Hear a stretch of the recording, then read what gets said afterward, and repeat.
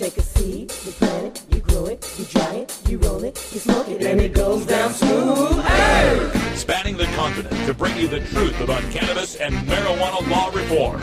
I smoke pot and I like it a lot. From the promise of legalization. And I think that we think it decriminalize our marijuana laws. To the agony of prohibition.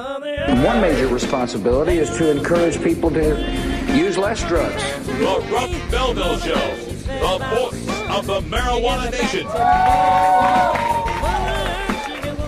Yeah, I hear you had a question for me. Now, here's your host, Radical Russ Belville.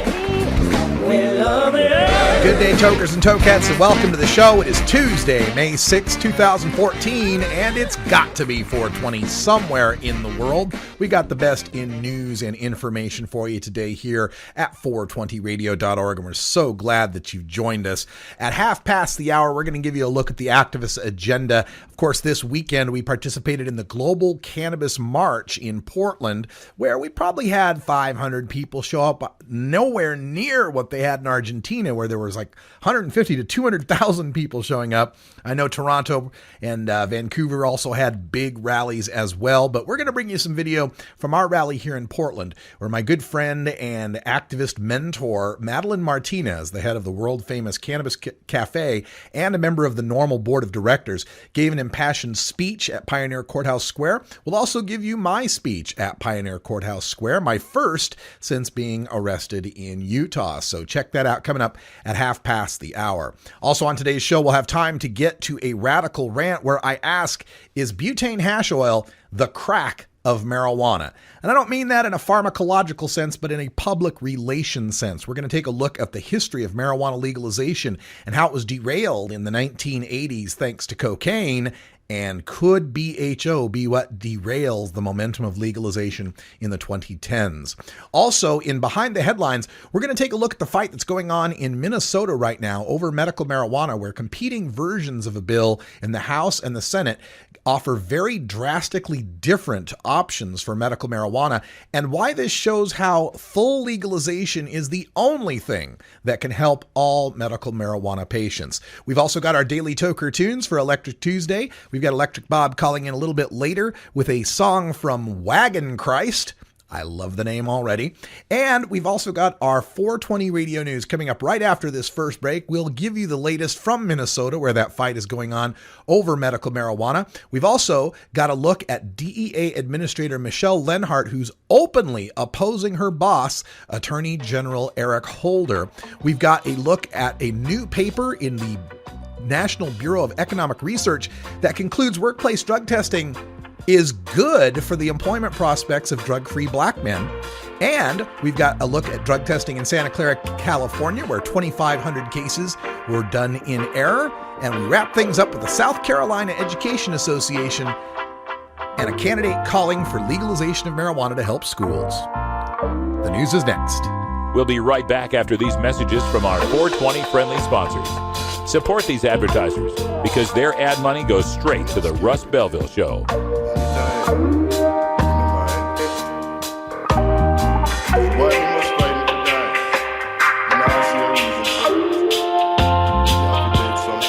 You're tuned into the Russ Belville Show, the voice of the marijuana nation.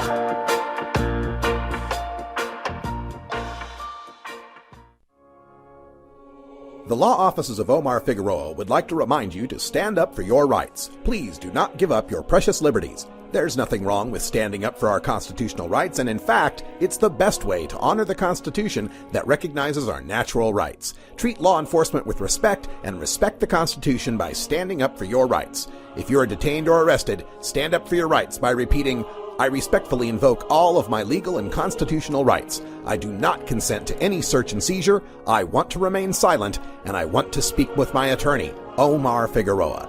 Omar Figueroa has more than a decade of experience in federal and California courts and graduated from Yale University, Stanford Law School, and Trial Lawyers College. Please contact the law offices of Omar Figueroa at 415-489-0420 or 707-829-0215 or on the web at omarfigueroa.com. 420 Radio, your ticket to the High Times Cannabis Cups.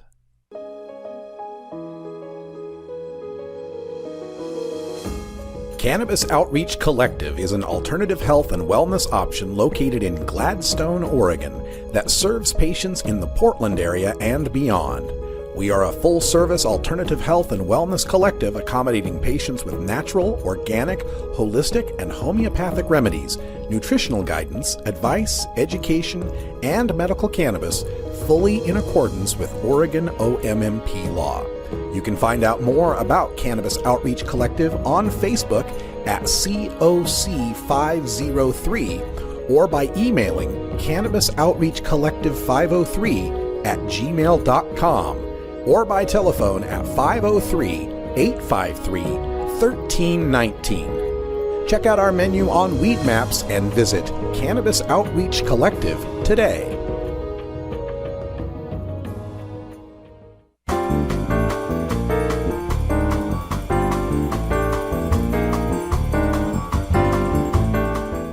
This is your 420 Radio News for Tuesday, May 6, 2014. I'm Russ Belville.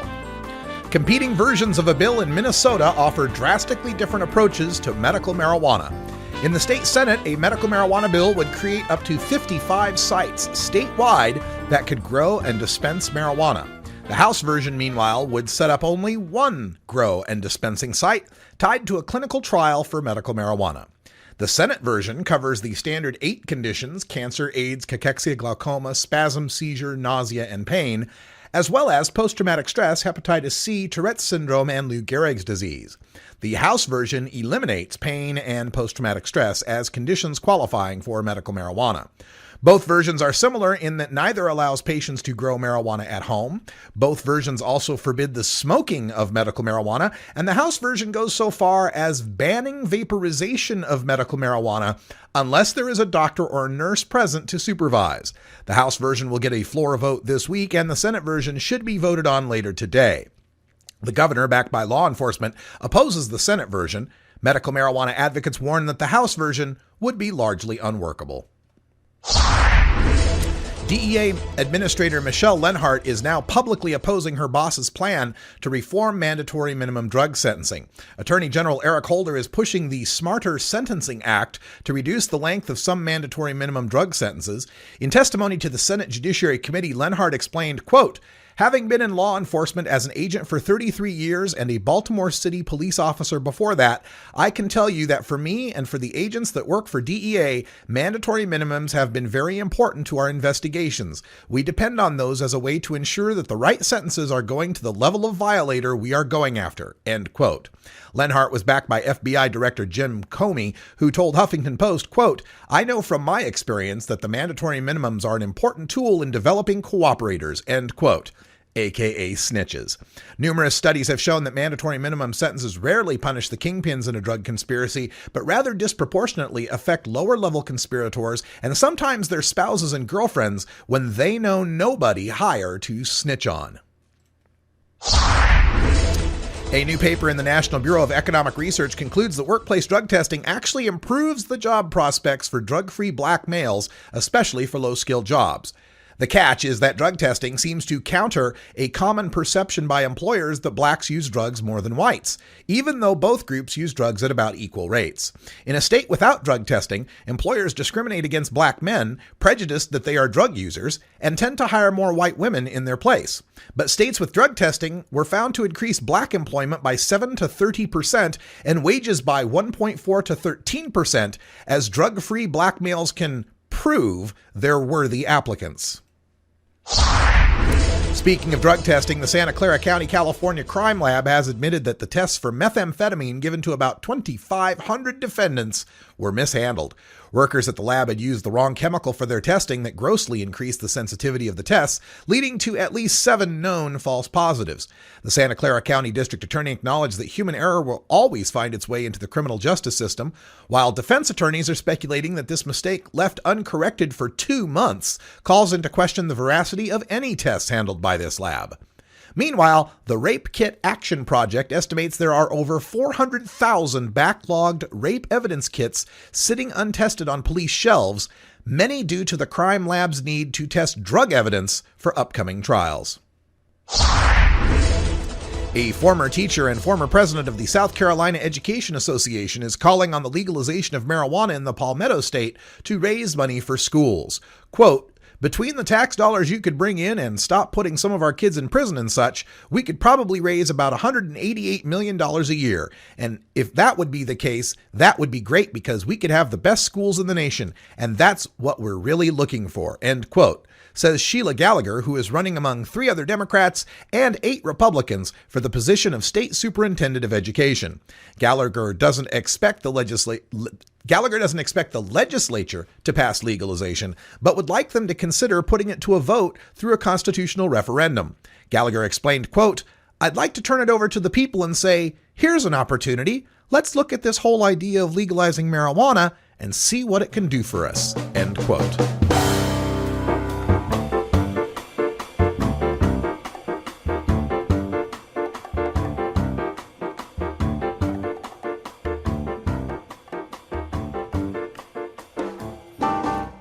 This has been your 420 Radio News for Tuesday, May 6, 2014. I'm Russ Belville. Transcripts of 420 Radio News are available at our website at 420radio.org. Click on Shows in the heading to get to the archives. When we come back, we'll go behind the headlines and take a look at the fight for medical marijuana in Minnesota that shows only legalization helps all medical marijuana patients. You're listening to The Russ Belville Show on 420radio.org. We'll be right back.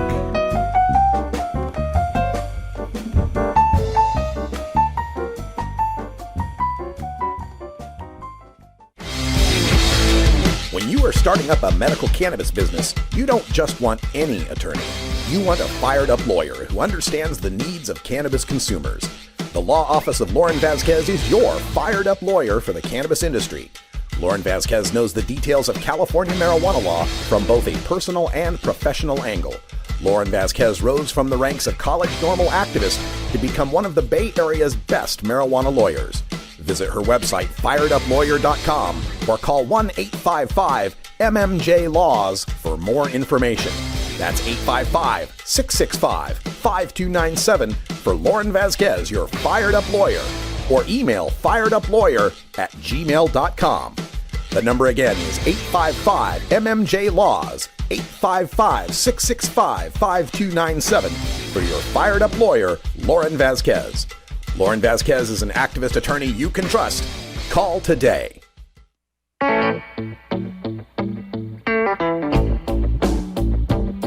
a reefer smoking man. Wood Pipe Smoke Shop and Speakeasy is your source for cannabis community gear in southern Wisconsin.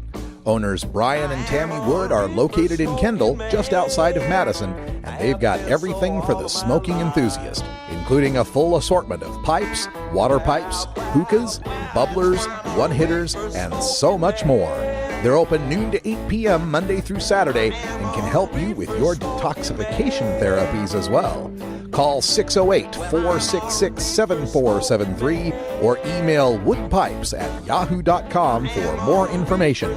That's 608-466-7473 or email woodpipes@yahoo.com.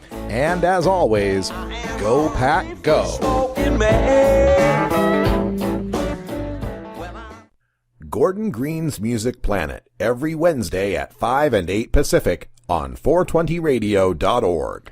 Welcome back, everybody. 15 after the hour, time for us to go behind the headlines to learn how Minnesota's medical marijuana fight illustrates the need for full marijuana legalization.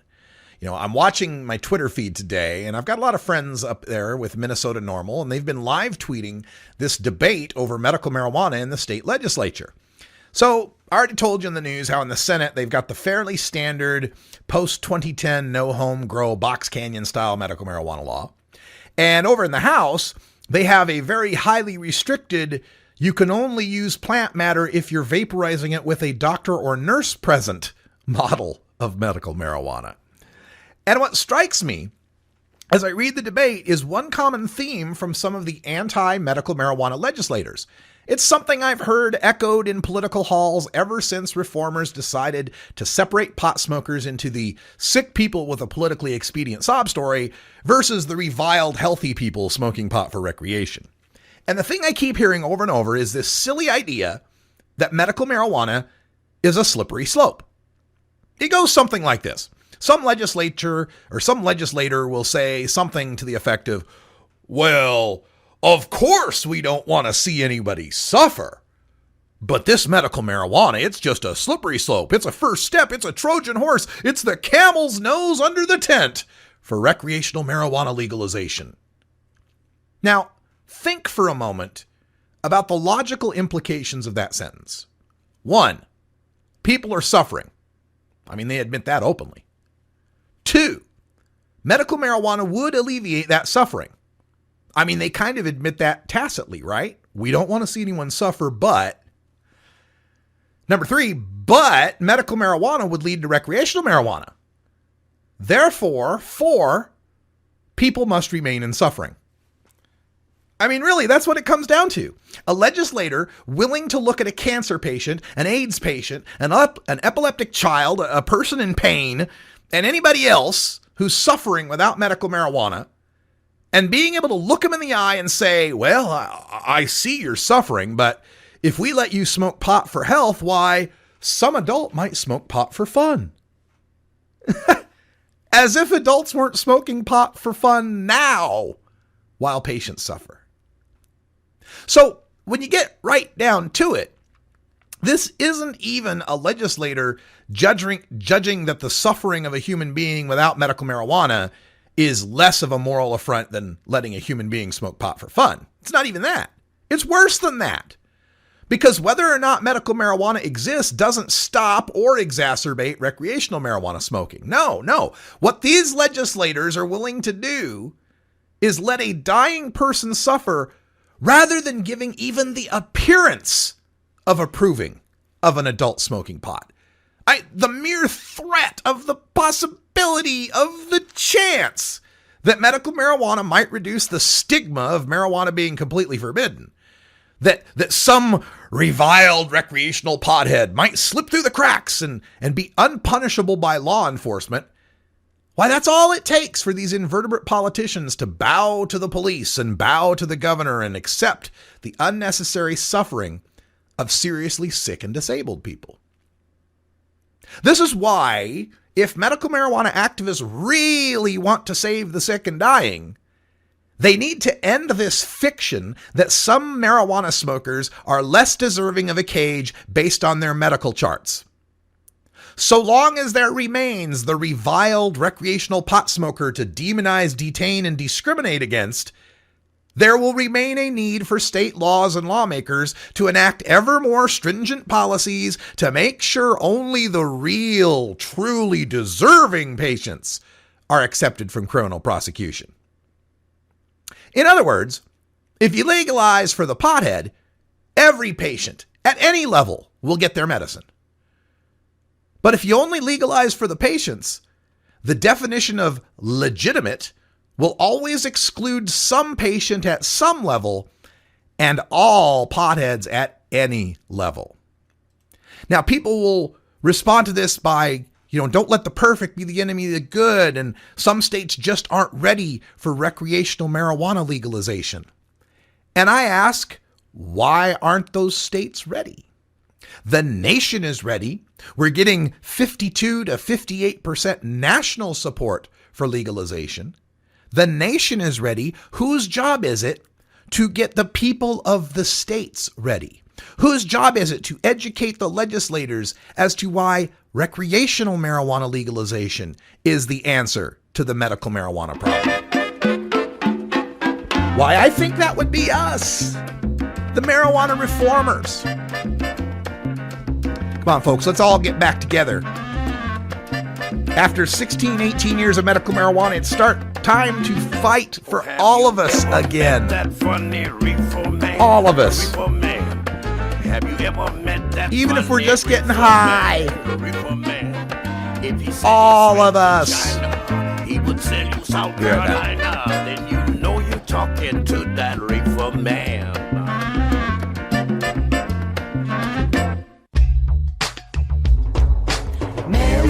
Marijuana, do you wanna? Mary, do you wanna tonight? As marijuana goes mainstream, you need to be armed with the facts. Nobody can teach you better than Dr. Mitch Earlywine, Ph.D. You may know Dr. Mitch from his column in High Times magazine or his weekly appearance on the Russ Belville Show. Dr. Mitch is also the author of some of the best books on marijuana science, culture, history, and health, including Understanding Marijuana, Parents' Guide to Marijuana, Pot Politics, and more. Visit Amazon.com and search for Mitch Earlywine, that's EARLEYWINE, and order your books today. You can also contact Dr. Mitch by email at 420research@gmail.com.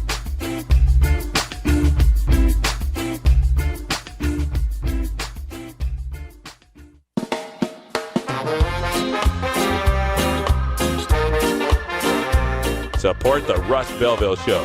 Text the word Russ to 420-420 and connect with the National Cannabis Coalition. You can also send $10 to the Russ Belville Show right from your smartphone.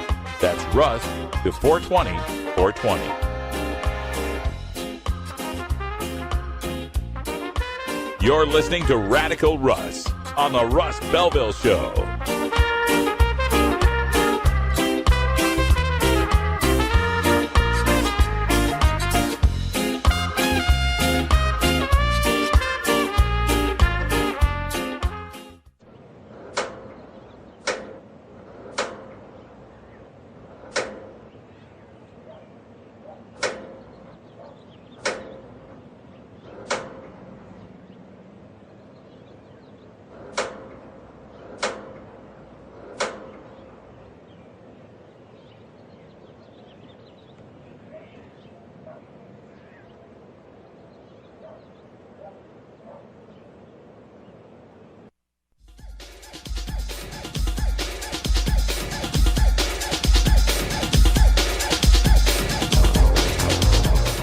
Everyone knows music and marijuana go together, so let's wind up our 20 after break with the Russ Belville Show's Daily Toker Tunes, the best in pod-safe 420 music from around the web.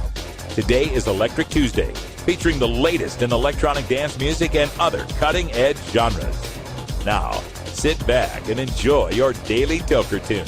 Welcome back, everybody. 23 and a half after the hour. And before we get to our Daily Toker Tunes, I want to remind you that we're now in our new summer lineup here at 420radio.org. And you can catch our music shows, the new shows, at 8 p.m. Pacific time every weekday, different genre every weekday, with replays on that same day at 5 a.m., 8 a.m., and 5 p.m. So you'll hear last week's show this week at 5 a.m., 8 a.m., and 5 p.m. And then at 8 p.m., you get a new show. So that's pretty cool. And that show today would be Electric Bob's Boogaloo, because it is Electric Tuesday. And joining us for Electric Tuesday, we got Electric Bob on the line. How you doing, Bob? I'm doing great. How you doing, Russ? I'm fantastic. Looking forward to the new show. Oh, yeah, for sure. I'm going to have an experimental hip-hop mix this week. I'm going to do that up. All right, little Tuesday-Thursday mix, like that little crossover going on there. And we've been listening to some great tunes you have been bringing to us for Electric Tuesday. So looking forward to more of those on your show and more replays. In addition to the replays that are on Tuesdays for you, we've got you on Saturdays, and I believe your Saturdays are at midnight, Saturday and Sunday, midnight and noon. So even more replays. Oh, dope. That's awesome. Yeah, just trying to spread it out and making, of course, 420 Radio the focus of our replay schedule, so our shows get more replays than our guest shows. Our guest shows will be on from 10 to 2 a.m. and p.m. All right, let's talk about today's song. First of all, the name of the group, Wagon Christ. What can you tell us about that? It's one guy. His name's Luke Vibert. He's out of the UK. He's been doing a lot of stuff since the mid-'90s. He does like this kind of experimental hip-hop stuff. He does like acid jazz, breakbeat. He has a bunch of different aliases he goes under. He's like the Pied Piper of the electronic music almost. He just does so much stuff and puts out so much stuff constantly. All right. This is off of his this is his Wagon Christ. It was like a really chill, like downbeat, down-tempo type of stuff. And this is off of his 98 release, Tally Ho. All right. Wagon Christ from the 90s with Workout. Thank you, Electric Bob. We'll be listening for your show later tonight.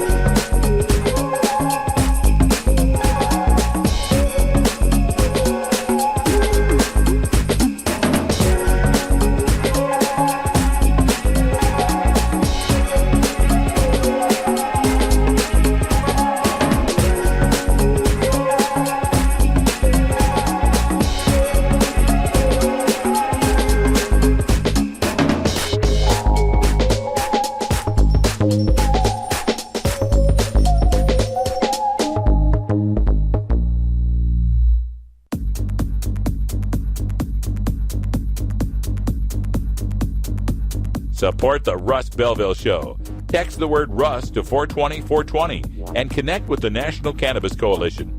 You can also send $10 to the Russ Belville Show right from your smartphone. That's Russ to 420-420. You're listening to Radical Russ on the Russ Belville Show.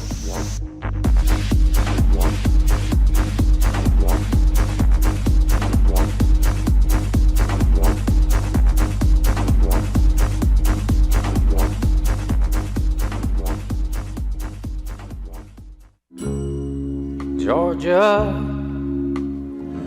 Hi, this is Willie Nelson, and I need your help. Alcohol prohibition didn't work in the 20s, and marijuana prohibition isn't working today. It's time we stop arresting law-abiding citizens because they prefer marijuana over alcohol. Nearly 2,000 Americans are arrested every day on marijuana charges. We're unfairly destroying the lives and careers of hundreds of thousands of people each year simply because they smoke marijuana. These are not criminals. They're average citizens like you, good neighbors who work hard, raise families, pay taxes, and contribute to their communities. We need your help to end marijuana prohibition once and for all. It's the fair thing to do. For more information, contact NORML, the National Organization for the Reform of Marijuana Laws. Call toll-free 888-67-NORML or visit their website at norml.org.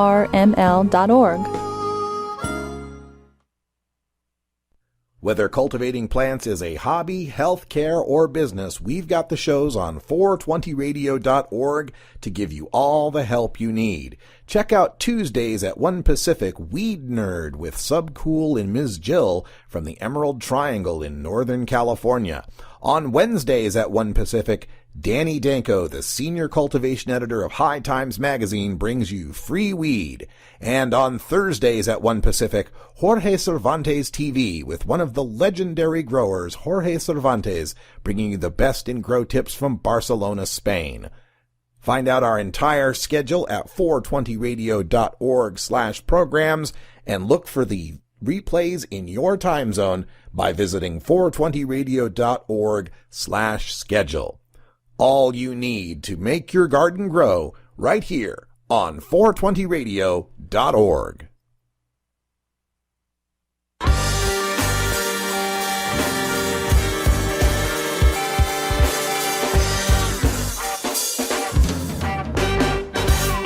Activism begins with ACT.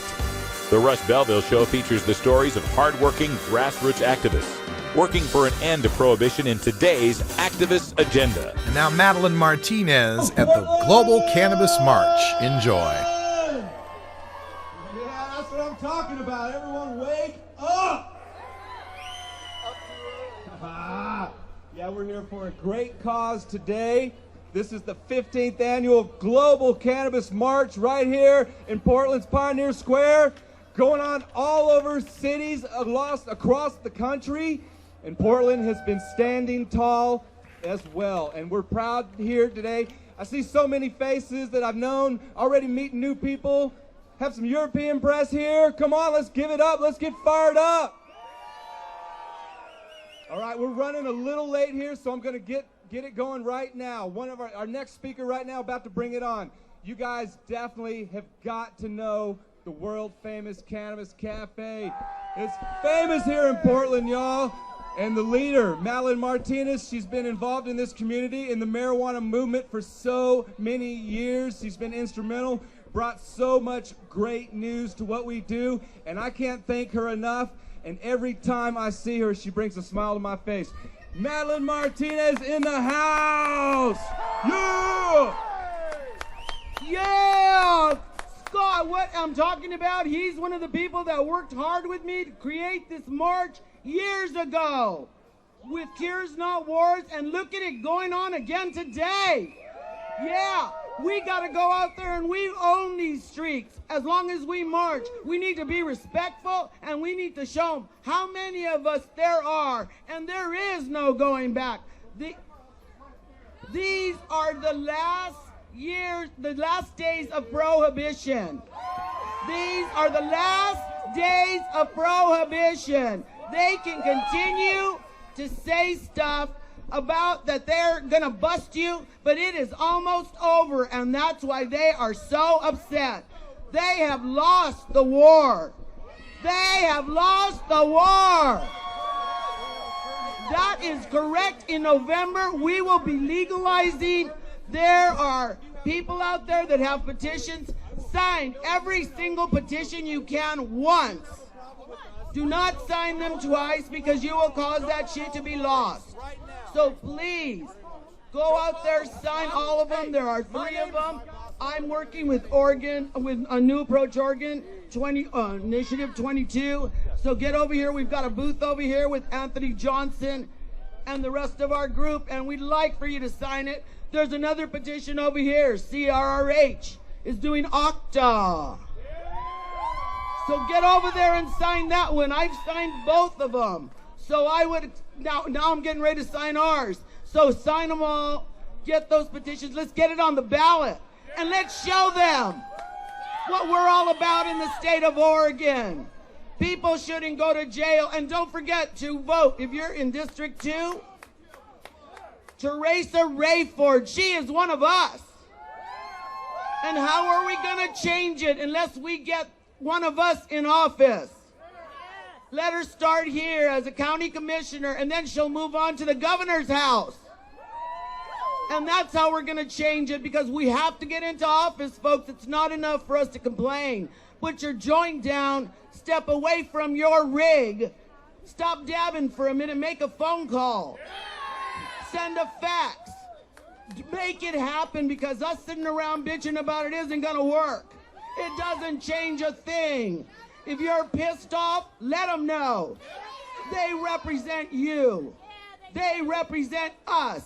And we are government. So don't sit there and let them do it. You let your voice be heard, just like today.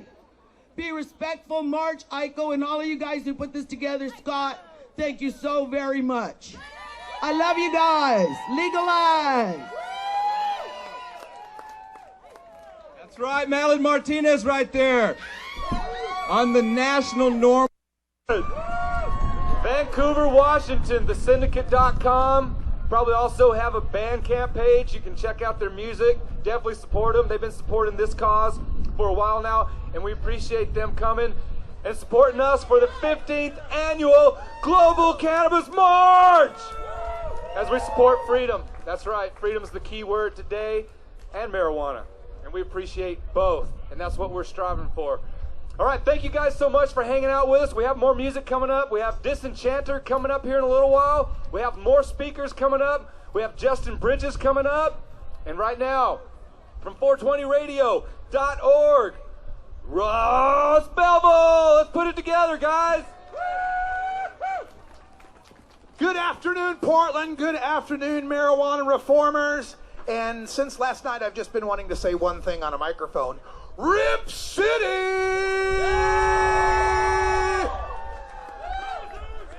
This is my 103rd marijuana event. I've done 103 marijuana events in 19 different states. And one of the speeches that always gets given, either by a lawyer or a reformer, oftentimes multiple times, and you've already heard it today from Paul Loney, is what you're supposed to say in a police encounter. I do not consent to any searches. Am I free to go? Why did you pull me over? Etc. And I got to thinking because 16 days ago, I got to be an invited guest of the Box Elder County Sheriff's Department for a free ride in a cop car and 8.5 hours in detention. $5,000 later, my friend and I were finally bailed out. It did not matter that my driver was a medical marijuana patient. It did not matter that my friend was a medical marijuana patient. What mattered to the state of Utah was that we had Oregon plates and a guy in the car with long dreadlocks. We were profiled as we stopped at a little rest stop, little truck stop 7 miles into Utah. We were profiled by the cops that were sitting there watching. They phoned ahead to their the canine officer sitting in the median on I-84 headed eastbound, who then proceeded to pull us over 4 miles down the road because our window tint was too dark. Because when there's a car going by at 80 miles an hour and you're sitting in the median, it's really easy to tell that a window tint is 12% too dark. That was the pretext for pulling us over, and I learned a very, very important set of lessons there. The number one is, while you're in a car pulled over with a bunch of other folks, your rights are only as protected as the weakest link in the car. You may know everything to say and do, but if someone else in the car doesn't, you could end up with a free ride in a cop car. And I got to thinking, why is this? We say this at every event. We tell people, don't talk to cops, refuse searches, etc. But why doesn't it stick? And I think I figured out why. Imagine if you had just met someone who had never ever seen the game of basketball. And you said, hey, you're going to go play basketball. I'm going to set you up with these 4 other guys. We need you to dribble and pass and shoot and rebound. How well do you think the guy would do? He doesn't know what the hell dribble means. He doesn't know what rebound means. He might have a clue what shot is. And that's the way we've been treating this issue of how to deal with cops. We tell you what to say, but not how or why or what's going on. How is the game played? What are the rules? So the number one thing you need to know, first and foremost, is we are at war. President Nixon declared war against us cannabis consumers. Public enemy number one.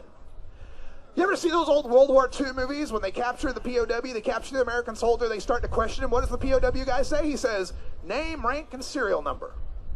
Bob Johnson, Captain 519-335564, whatever. And that's all he says. Name, rank, and serial number.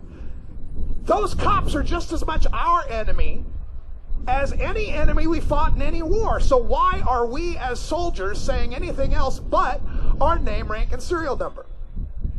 Here is how a police encounter goes down. When you're pulled over off the side of the road, the reason why is because the cop has some articulable suspicion as to why he pulled you over. Now, it may be bullshit.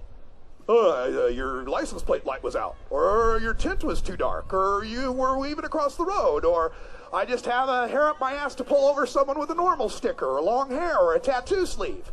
It doesn't matter. They're going to come up with some excuse. But the minute you're pulled over in that situation, game on, and that's the game. Let me give you the example from our situation. The cop pulls us over, says it's for window tint. From that point on, he starts to engage in conversation because, you know, the cop is a friendly fellow and only wishes to have a nice conversation with us. No, the cop is an armed officer of the law whose only job is to gather evidence to arrest and convict you. He is not your friend. He is not interested in your day. He doesn't give a shit where you're going. He wants to collect evidence to arrest and convict you in a court of law. So, when that cop said, window tint is why I pulled you over, from that point forward, window tint is all we talk about. Cop says, where are you headed? Officer, what does that have to do with our window tint? So, what do you do for a living? I don't see how that has anything to do with our window tint. Are we free to go yet? We need to take the attitude that we are free citizens and that this interruption by the police is an affront. They're not doing us any favors. They are disturbing free individuals executing their constitutional rights to travel across the country freely. We need to be pissed off that they pulled us over. And every response becomes, what does this have to do with speeding? What does this have to do with the window tint? Whatever the excuse is. And we continually say, are we free to go? Am I free to go? Am I being detained? I don't consent to any searches. That's when those things can come up. And when in doubt, just STFU. Stop talking in front of uniforms. Nothing you can say is going to get you less busted, but something you say may get you more busted. Keep that in mind. Always assert your rights. Check out a website called flexyourrights.org. Flexyourrights.org. They've got all sorts of tutorials on how to deal with cops. I thought I knew. I'm the guy up here who's always saying it. And even I had difficulty because of the fear and the adrenaline and the shock that goes through you when you're pulled over. Practice this with your friends. Learn how not to talk to cops. Learn how to assert your rights. And maybe it won't cost you $5,000 and 8.5 hours in jail to make this happen. I'm Radical Russ, 420radio.org. Peace. Right on. Thank you so much, Russ Belville, 420radio.org. You can also read his writings and ramblings on hightimesmagazine.com. All right, thank you. All right, big thanks to Herb Thrasher, who was an excellent MC for the event this last Saturday, the Global Cannabis March, my 10th March. And big thanks also to Madeline Martinez from the Cannabis Cafe, world-famous Cannabis Cafe here in Portland, Oregon. And for those of you watching on the webcam, you can see that picture. It's our throwback picture. Me and Madeline Martinez in April of 2007 in front of the Bush White House. In the next two pictures, we're smoking a joint, but I'll just leave that picture up for now. We're back with a Radical Rant when we come back after this.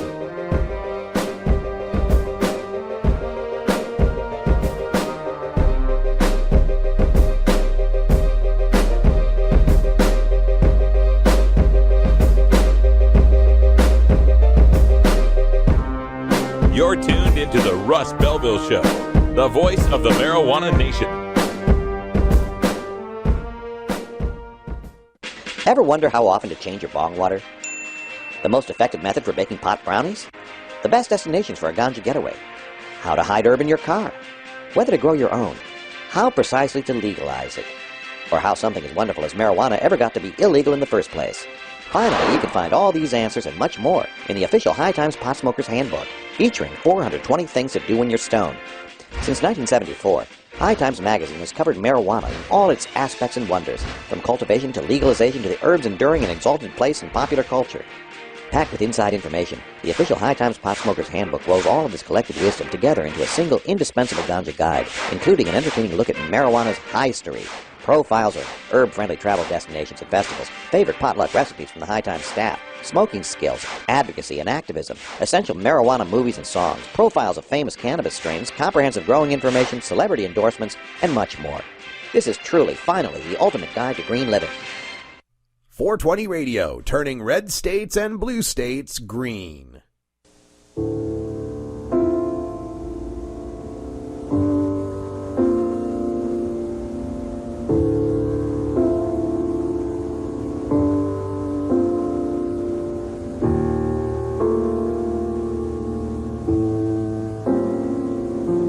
Teacher tells us all we gotta do is just say no.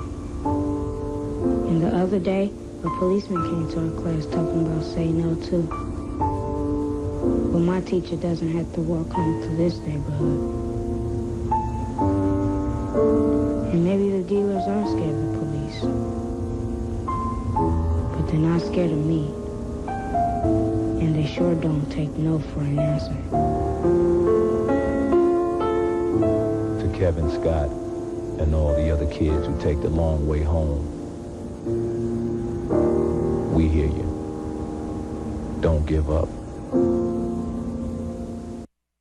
The beginning of the end started in 1996 when California legalized weed for so-called medical purposes. 16 years later, Washington and Colorado legalized it outright and let people sell it from storefronts. And what has been the result? The generation of millions of dollars in tax revenue for the states and creation of hundreds of new jobs in a growing multi-billion-dollar industry? No. Well, yes, but at what cost? Let's see. The cost of all that police time and money that's now spent going after real criminals and prisons with enough room to hold them all? No. Well, yes, but look at what it's done to the people. You mean that fewer of them are dying of alcohol, tobacco, and prescription-related causes since they've switched to cannabis, and many more are receiving medical benefit from a cheap, non-toxic healing herb? No. Well, yes to all of that, but I can smell pot from my backyard. And I can't tell my kids not to do it because it's illegal. You want answers? I'm as mad as hell, and I'm not going to take this anymore. You want answers? You have offended my family. I think I'm entitled. You want answers? I want the truth. And you have offended a Shaolin temple. You can't handle the truth. Surely you can't be serious. I am serious. And don't call me Shirley. Radical Rant. Is butane hash oil the crack of marijuana? Provocative question, I understand. About 2.5 years ago, I know better than anyone else because I wrote an article entitled The Danger of Dabs. It got me more hate mail than just about anything I've written. And presumably from the 710 crowd reading the title only and thinking I was vilifying the cannabis concentrate itself. Had they continued reading, they would have reached the point, which was this. With dabs, your local Action News team gets to do a marijuana story that shows crack pipe torches used on sticky heroin-looking goo made from a process that blows up like meth labs. The danger of dabs isn't so much physical as it is a public relations nightmare. Well, 2.5 years later, it hasn't just been the local Action News team. It's been one of the big 4 national networks and the Associated Press. Let me adjust that. I saw this come across Fox News today as well. So 2 of the big 4 national networks. But at the time I wrote this, it was just ABC News, which has done many stories on the phenomenon of residential explosions from home butane hash oil manufacture gone wrong, or BHO. Their latest reprint of the Associated Press story, Hash Oil Explosions Rise with Legalized Marijuana, offers some alarming statistics. First, referring to the marijuana concentrate as the drug's intoxicating oil, which is incorrect because intoxicating doesn't really apply, but let's just go on.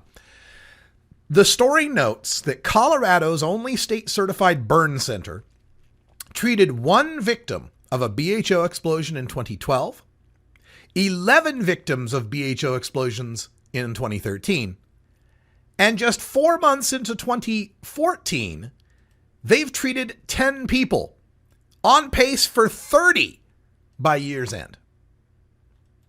Also, talking to firefighters, they say they've responded to 31 BHO explosions in 2014, compared to just 11 for all of last year.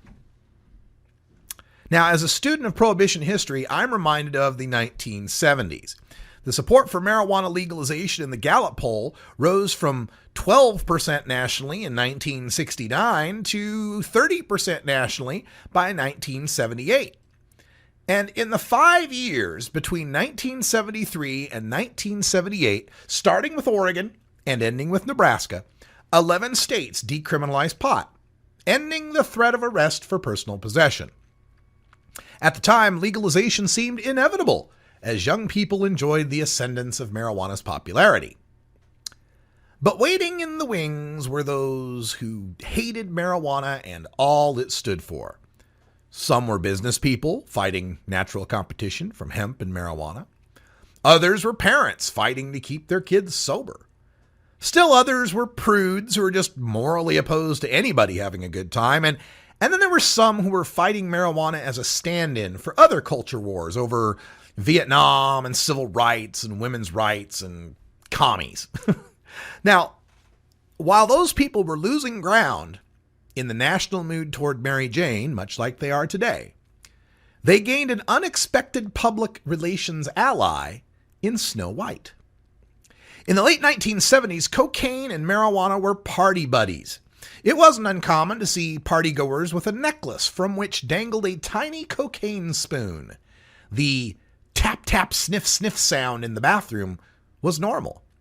And High Times magazine, famous now for marijuana cultivation, featured centerfolds of lines of coke alongside bountiful buds and bodacious babes. An ad for Pure Research in April of 1978 shows a mound of powder, a razor blade, and a professional scale, and a purity test kit for crystalline substances.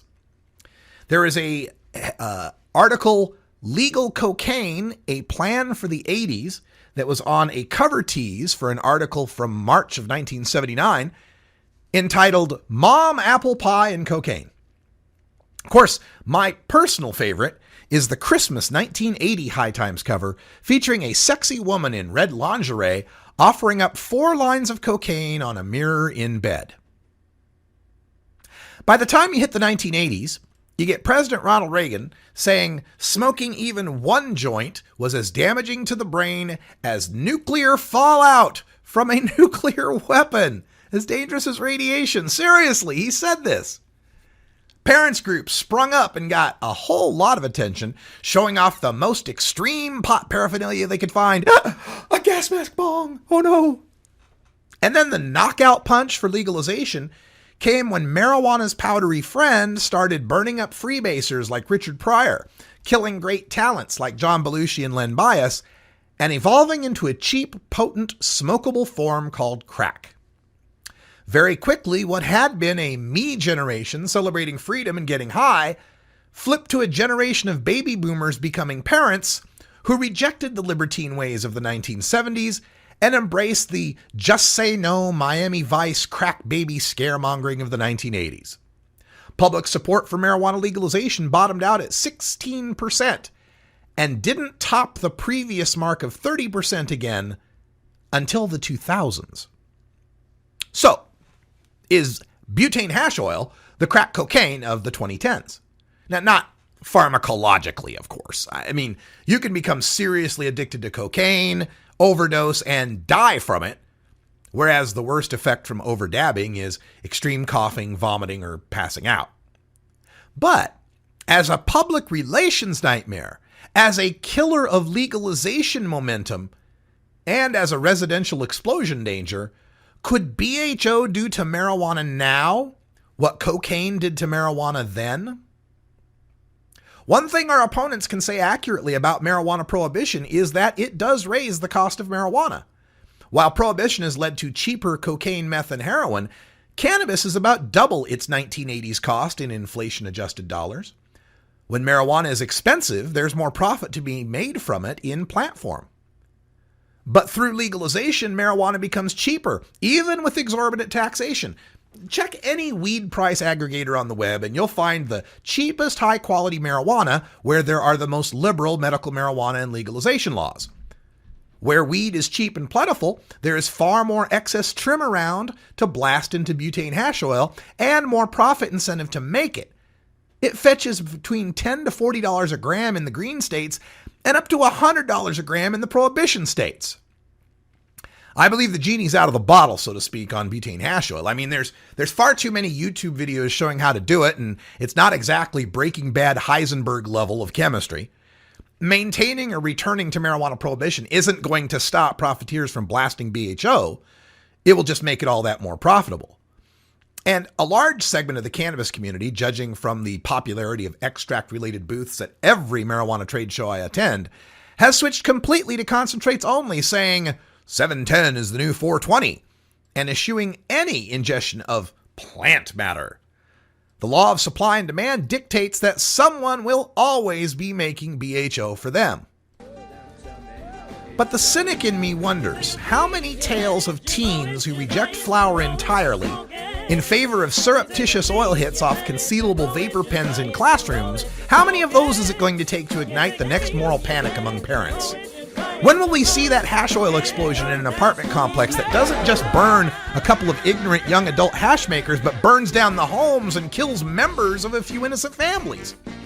How long before the sensational story and accompanying pictures of toddlers with third-degree burns from a hash oil explosion are used by a politician arguing against even a decrim bill in a prohibition state?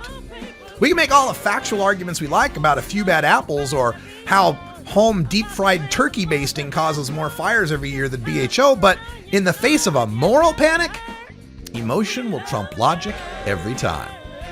We'll talk about it some more in Hour 2, Toker Talk Radio. I'm Radical Russ. Thanks for joining us. And until next time, take care of each other, Tokers. This is the Russ Belville Show.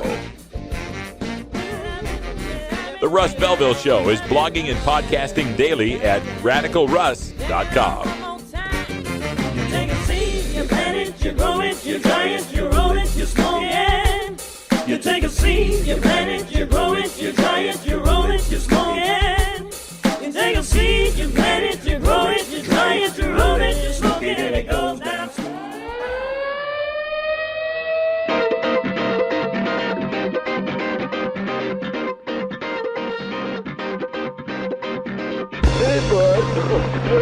Now it's time for Toker Talk Radio, the voice of the marijuana nation. What are you people? On dope? Where you can toke. I inhale frequently. Or you can talk. I experimented with marijuana and didn't inhale. Or you can toke and talk. 10 federal criminal penalties for possession of up to 1 ounce of marijuana. While we talk about toke on Toker Talk Radio. So, by the way, when it comes to pot, you know, if you're 40 years old, you live in a log cabin in Oregon, you got 12 giant pot plants in your backyard, have a ball. Live from beautiful Pot